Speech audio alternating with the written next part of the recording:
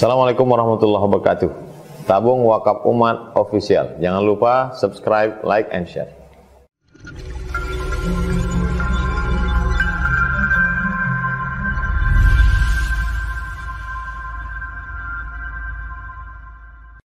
Assalamualaikum warahmatullahi wabarakatuh.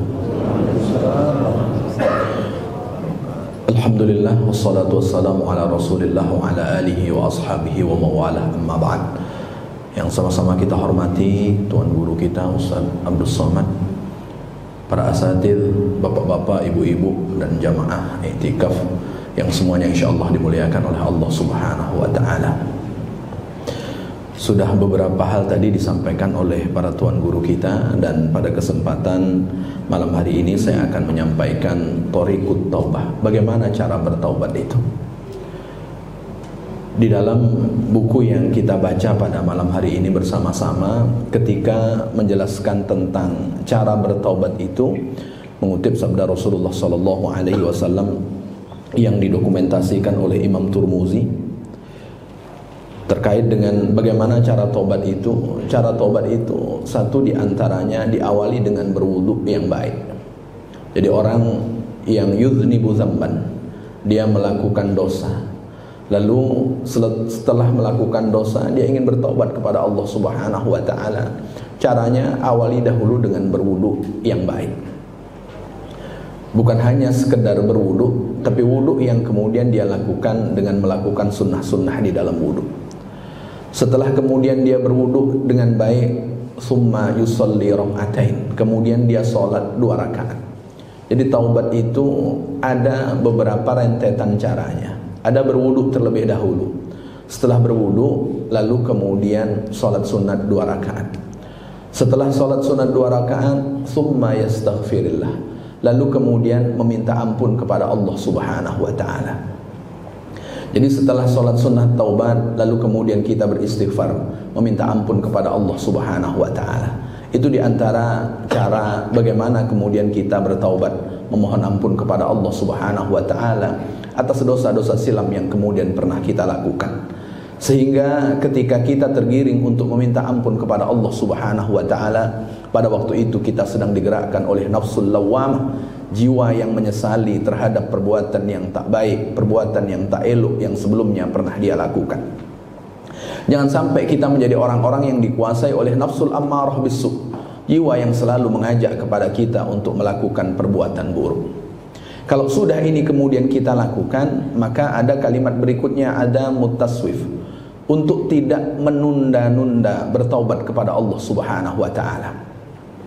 Ketika dia tahu salat itu Allah Subhanahu wa ta'ala wajibkan, kalau sebelumnya pernah dia tidak melakukan salat, maka dia meminta ampun kepada Allah Subhanahu wa ta'ala dengan sungguh-sungguh, berusaha untuk mengganti salat yang dahulu pernah dia tinggalkan. Tapi kemudian dia tidak akan mengulangi kembali perbuatan yang tidak baik itu. Maka caranya bagaimana supaya kita taubatnya diterima oleh Allah Subhanahu wa ta'ala? Jangan sampai kemudian kita tunda-tunda. Orang yang menunda taubatnya berarti sama dengan seseorang yang ingin mencabut satu pohon, dan ketika pohon itu sudah dia dekati, lalu kemudian dia ingin mencabutnya, ternyata tenaga tak mampu lagi untuk mencabut pohon itu. Lalu kemudian dia tunda 1 tahun berikutnya. Setelah 1 tahun berikutnya dia datangi pohon itu kembali, ternyata pohon itu ketika bertambah tahunnya, maka bertambah dalam pula akarnya, sehingga dia semakin tidak kuat untuk mencabutnya. Dan kemudian dia harus sadar bahwa ketika sudah bertambah 1 tahun usia pohon itu, maka akan tambah pula lemahnya, karena dia semakin tua. Maka taubat itu jangan ditunggu sampai kemudian kita tua. Ketika Allah Subhanahu wa ta'ala ingatkan kita, ketika Allah gerakkan hati kita, lalu kemudian muncul rasa penyesalan tersebut, maka jangan tunggu esok. Kita tidak tahu apakah esok masih ada kesempatan untuk kita. Jangan tunggu nanti apakah kemudian masih ada kesempatan berikutnya yang Allah Subhanahu wa ta'ala akan jumpakan. Innallaha yaqbalu taubatal abdi ma lam yugharghir. Allah akan senantiasa menerima taubat seorang hamba selama nyawa belum sampai ke tenggorokan. Jadi ketika Allah Subhanahu wa taala masih berikan kita kesempatan, malam hari ini kita duduk di rumah Allah Subhanahu wa taala, saling mengingatkan untuk sama-sama meminta ampun kepada Allah Subhanahu wa taala. Semoga itu menjadi renungan bagi kita. Kita termasuk bukan orang-orang yang menunda taubat kita. Bapak Ibu jamaah itikaf yang dimuliakan oleh Allah Subhanahu wa taala. Kemudian bagaimana cara taubat itu? Cara taubat itu berikutnya, bagaimana kemudian kita mengintrospeksi diri, mengingat kembali kapan kita dahulu masuk di usia baligh. Saat itu semua yang kita lakukan akan termaktub di dalam buku catatan amal kita. Setelah kemudian kita ingat kapan kita baligh, renungi tahun demi tahun. Kalau tahun demi tahun sudah, maka renungi pula bulan demi bulan, sampailah kemudian hari demi hari. Kalau sudah ketemu itu, lalu kemudian bandingkan berapa jumlah maksiat yang pernah kita berbuat, lalu berapa pula jumlah taat yang pernah kita lakukan. Setelah sampai itu, maka kemudian kita akan tahu bahwa ada dosa yang pernah kemudian kita perbuat. Kalau ada dosa yang pernah kita perbuat, maka orang yang pernah melakukan kesalahan yang baik mereka adalah orang-orang yang meminta ampun kepada Allah Subhanahu wa taala. Maka cara taubat satu di antaranya ternyata kita harus introspeksi diri. Umur demi umur yang kemudian sudah berlalu, hari demi hari yang kemudian sudah pernah kita lewati, apakah ada dosa kita kepada Allah Subhanahu wa taala atau tidak. Kalau ada, maka kemudian lakukanlah seperti yang di awal tadi, kita mulai dengan berwudu, lalu kemudian salat sunnah 2 rakaat, dan kemudian kita minta ampun kepada Allah Subhanahu wa taala.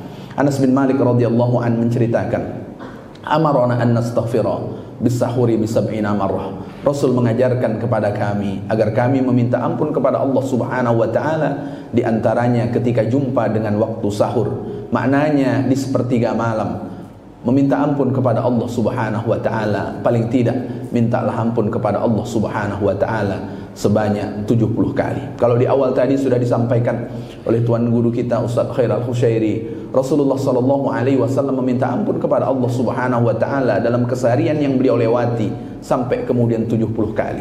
Padahal Rasulullah sallallahu alaihi wasallam maksum dari dosa. Maka Imam Ibnu Hajar Al-Asqalani menjelaskan bahwa mintanya ampun Rasulullah sallallahu alaihi wasallam ini karena terkait dengan hal-hal yang mubah yang kemudian beliau lakukan.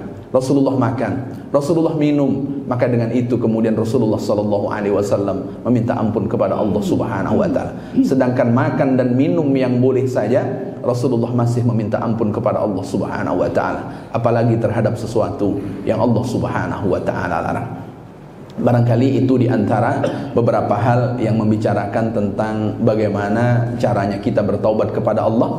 Ada kita awali dengan berwudu, salat sunnat taubah, lalu kemudian meminta ampun kepada Allah Subhanahu wa taala, berniat untuk kemudian tidak menunda-nunda taubatnya, lalu kemudian bagaimana kita mengintrospeksi diri. Semoga kita menjadi orang-orang yang Allah terima taubat kita sebelum kita wafat. Amin ya rabbal alamin. Demikian, kurang lebih mohon maaf. Assalamualaikum warahmatullahi wabarakatuh.